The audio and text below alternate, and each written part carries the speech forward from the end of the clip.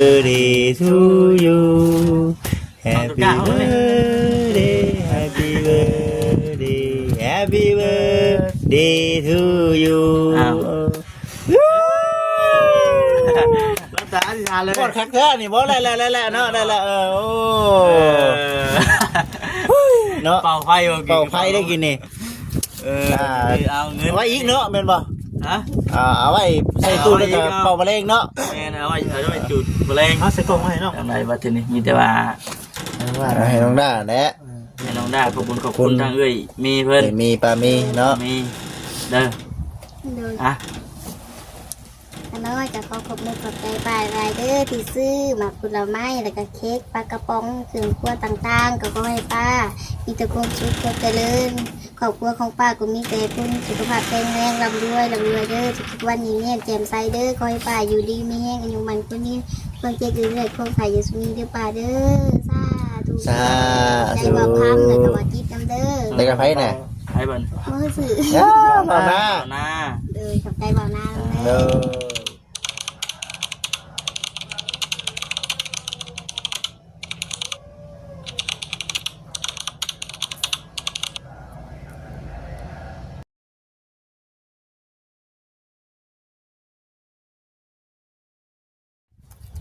โอ้เป็นหมากเลยเนาะพี่น้องเนาะก็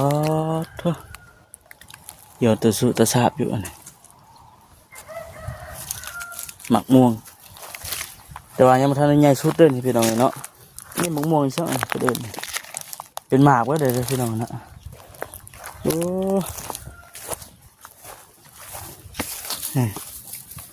อันนี้เป็นหมักม่วงพันธุ์สีเหล่พี่น้องเลย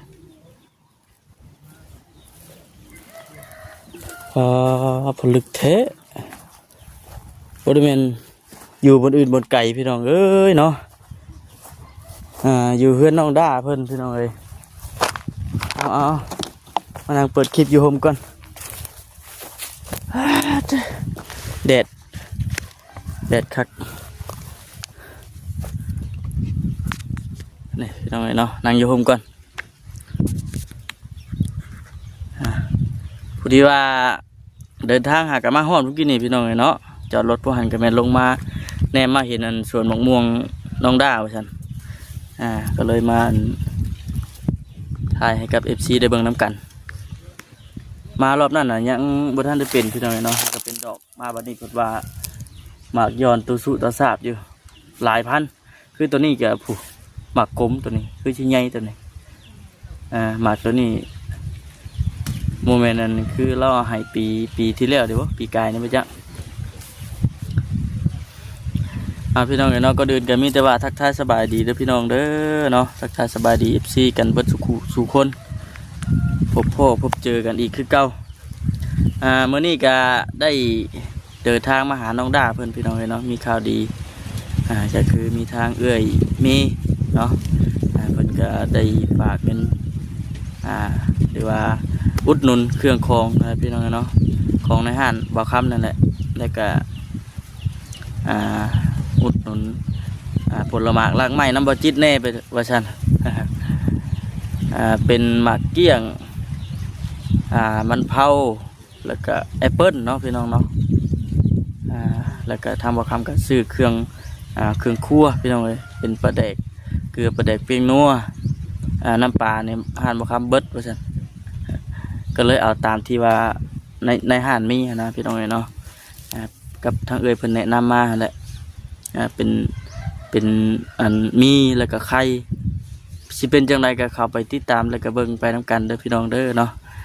จังไรก็มีแต่ว่าเนาะขอบคุณขอบคุณหลายๆเด้อเนาะทางเอ่ยเพิ่นก็ได้ขอให้อยู่ดีมีแห้งบุญคำน้ำสู้เด้อเนาะคิดอีหยังสร้างอีหยังก็ขอให้เจริญรุ่งเรืองก้าวหน้าต่อไปหลักๆก็ขอให้สุขภาพแข็งแรงเด้อเนาะอย่าเจ็บอย่าจนผู้ชันสาธุไปพี่น้องเอ้ยเนาะเดินทางมานำกัน3 คนพี่น้องเอ้ยมีทางบ่จิตเนี่ยฟังเสียงหน้าพร้อมพื้นที่เพิ่นนี่บ่ได้ให้ว่างเลยนะเนาะมีแต่ใส่ตลอด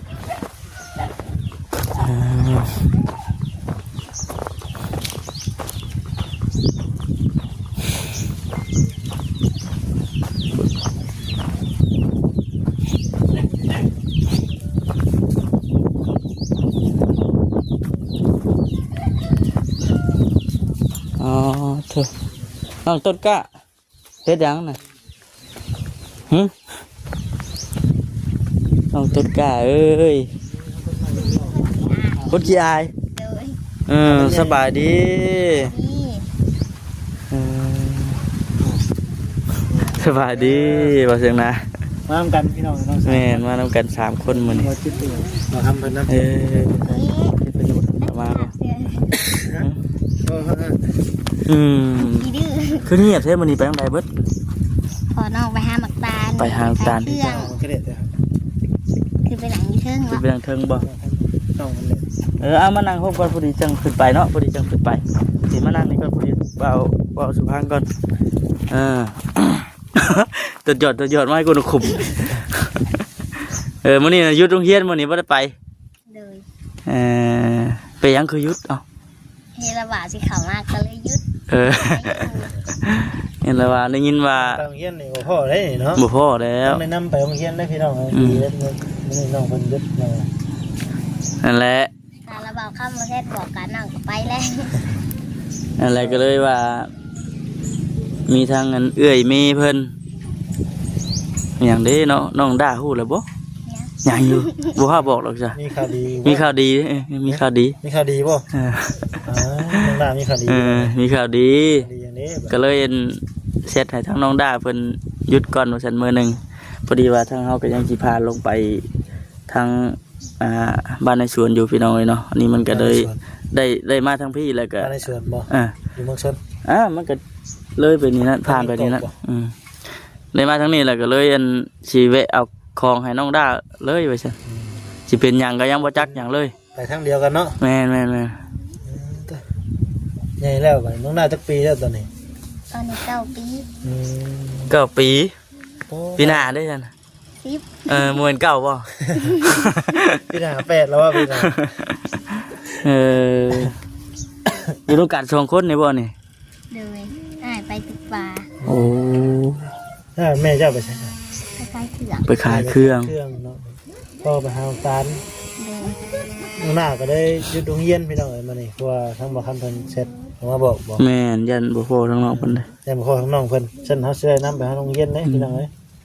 มารอบนี้หมากม่วงหมากมันมันก็จนเป็นหมากตัวใดเอามาใหม่นะหมากม่วงที่ว่าเอามาปลูกใหม่น่ะอยู่ทางใด เรามาต่อมาบ่ แม่น ผู้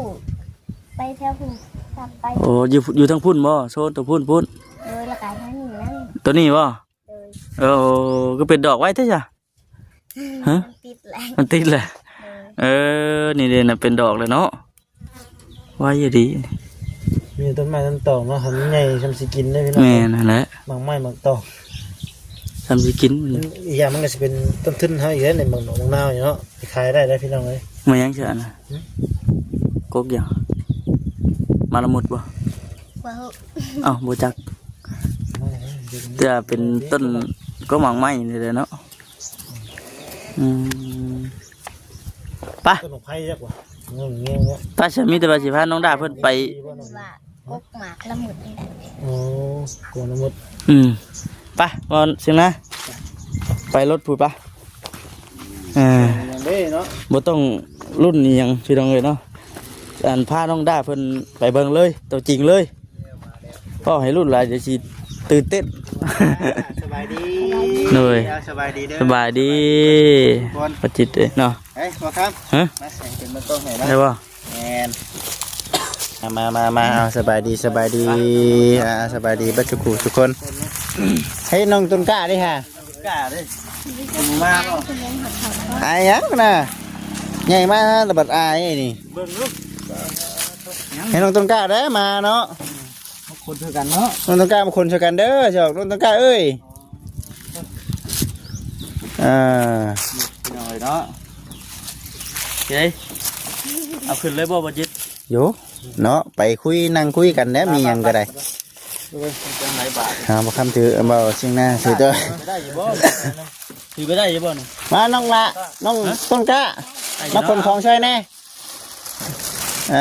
ก็เป็นนายพี่น้องเลย บ่มาคนของช่วยแน่ละหมายว่าอายได้บ่กล้ามาใกล้ได้เปล่ากะ ใกล้เลยเนาะ มา น้องตะก้าเอาดิเอานี่เร็ว เป็นผู้บ่าวเดี๋ยวจะอายเนาะสบายดีครับโอ้ยส่งกันนะเนาะ เฮียเขาส่งว่ะ ส่งกะสิเฮียแล้วอันนี้ คนกระเทิงก็แหละ ขึ้นไปนั่งเทิงพุ่นบ่มันจังผมเนาะ ผมเลย เบิดอยู่บ่ เบิดอยู่ เบิดอยู่บ่ม จัดหนักจัดเต็มอีกแล้ว อ่าจัดหนักจัดเต็มไป โอ้ยเป็นไอพี่น้องเอ้ยเป็นไอไปน้องต้นกล้าขึ้นไปเทิงไปเบิ่งก่อนมีหยังแน่ขึ้นไปเทิงฮึบเอาซอยเพิ่นแน่ละเอาซอยว่าคำตกตรงไหนตกเคลื่อนได้เนาะตกเคลื่อนน้องต้นกล้าไปเสร็จไปละขึ้นไปเทิงโอ้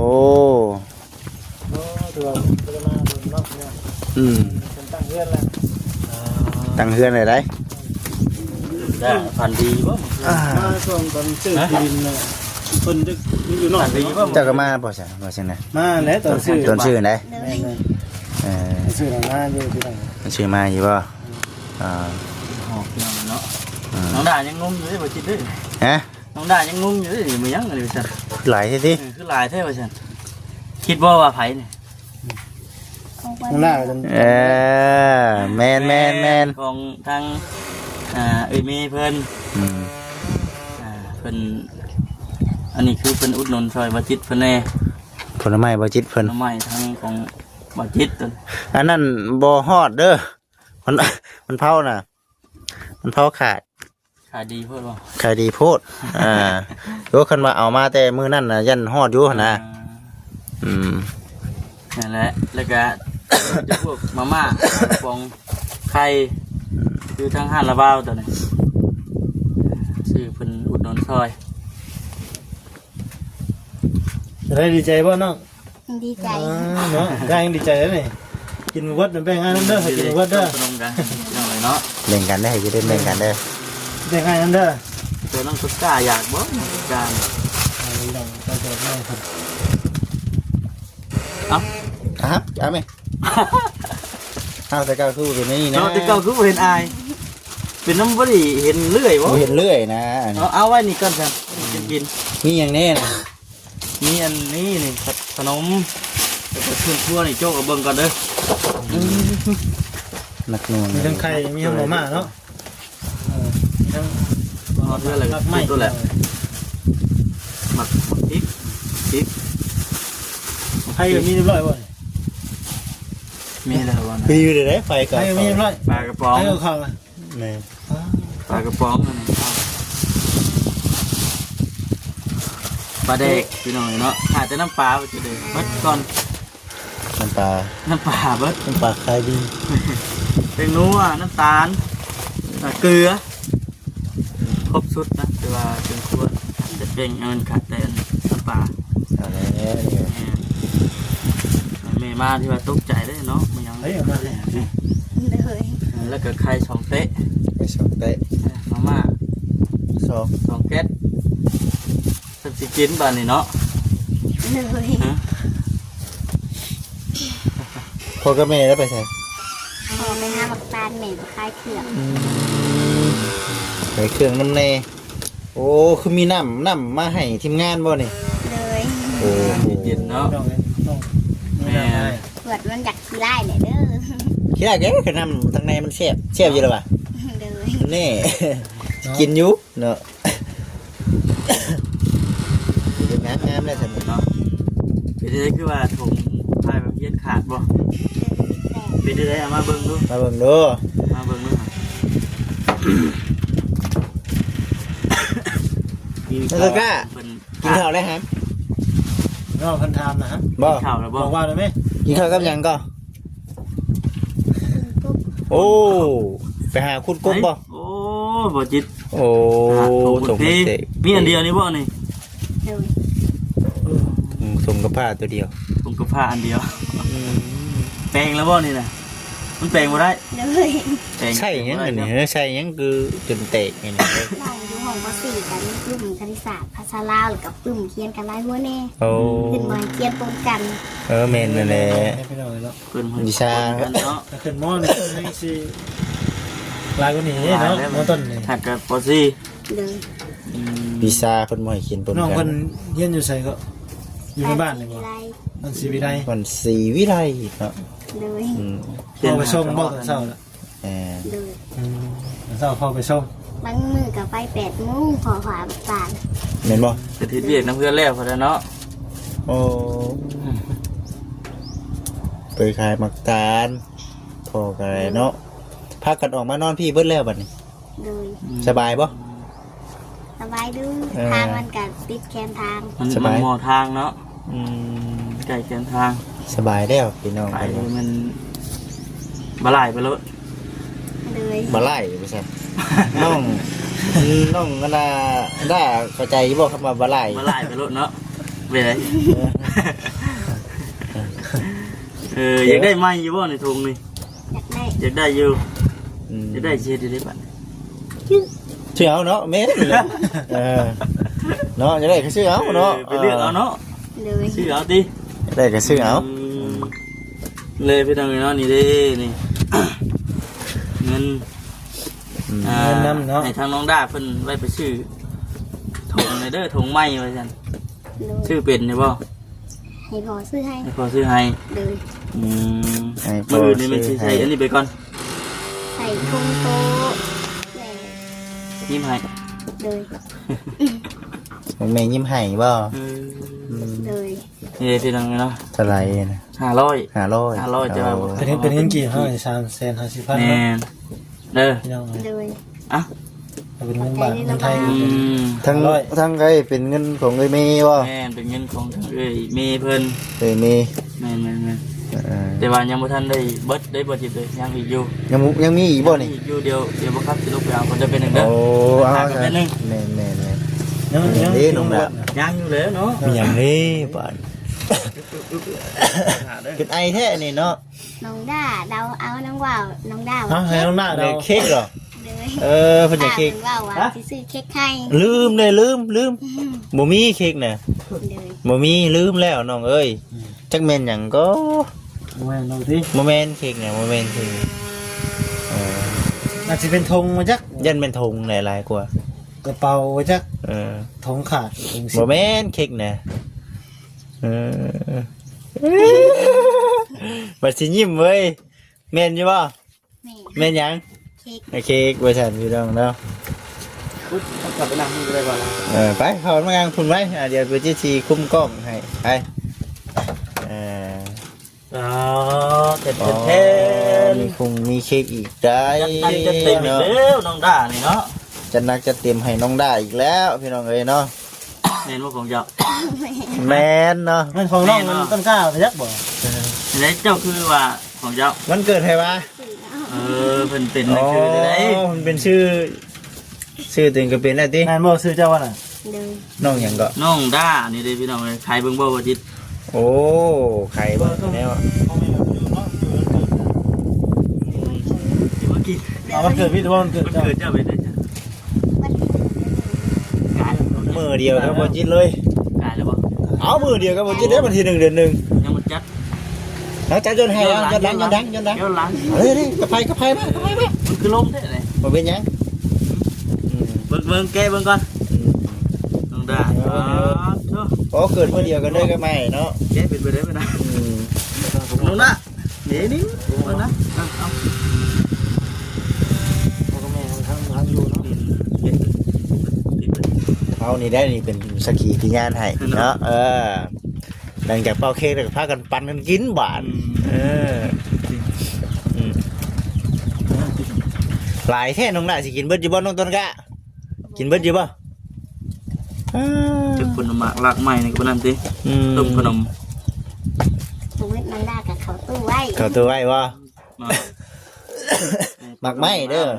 หมักไม้นี่ก็ นี่เด้ หลายอย่างเกิดขึ้นแล้ว นี่เด้ว่าทางอันบ่ให้พี่น้องคิดไปกิน ให้น้องน่ะจับตกเฮียบ่น่ะเฮียไปครึ่งนึง หลุดไปแล้วอัน ลง นึ ไป ง ครึ่งนึงเนาะโอ้ย เห็นว่าซื้อวันนี้ดิ เอาได้แหละพี่น้องเอ้ยเนาะให้ ครับ น้องด่า น้องด้า คลิกแหว่งนะบัด ของมันเอาไว้รอบป่ะ อ่ะ ใช่ จิตได้บ่จิต โอ้คำมันบ่ล้มก็ลองตั้งก่อนเนาะย่อนมันเกิดกับไผมาน้องนะมีอยู่บ่ หมูมีช้ำบ่ แต่เราเกิดยอดดังเนาะ บ่มีบ่ล้ม เตรียมมา น่ะ โดยเฉพาะได้เนี่ยนะ อันนี้ได้ อ๋อตัวเกิดน้องด่าเตรียมมาแล้ว ที่มาโดยเฉพาะบ่ เจ้าเดี๋ยวก่อนใต้ตัวนี้เลย เคลียร์พี่น้องเอ้ย มันทางเนาะ โอ้ยันแต่ล้มมันแหล้วล้มแท้นี่โอ้ยคัก น้องด่า ค้างไว้นั่นแหละ นั่นแหละ เหมาะรับอีกแล้วเนาะ ล้ม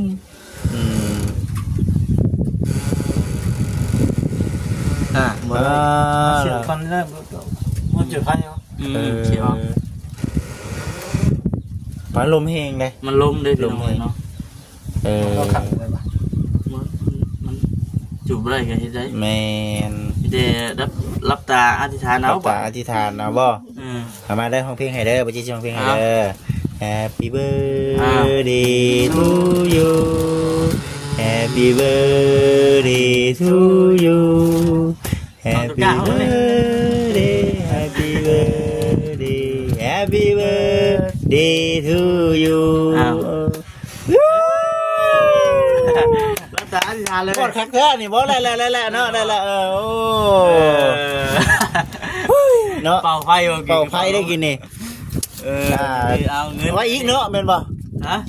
เอาไว้ใส่ตู้แล้วก็เป่ามะเร็งเนาะ แม่เอาไว้จุดแมลง เอาใส่กล่องมาให้น้องมันซะ อย่าว่าน้องเพิ่นอยากไปบ่ใช่กล่องก็ได้มั้งเอ้ย เอาแบ่ง ไว้กินพ่อ ไปกินพร้อมบ่ลองชิมเบิ่งด้วยนี่ตัวที่ว่ามัน ลองกินเบิ่งโอ้ยเป็นแต่เพลงแต่ว่า มันต้นกล้าดิ ฮึบ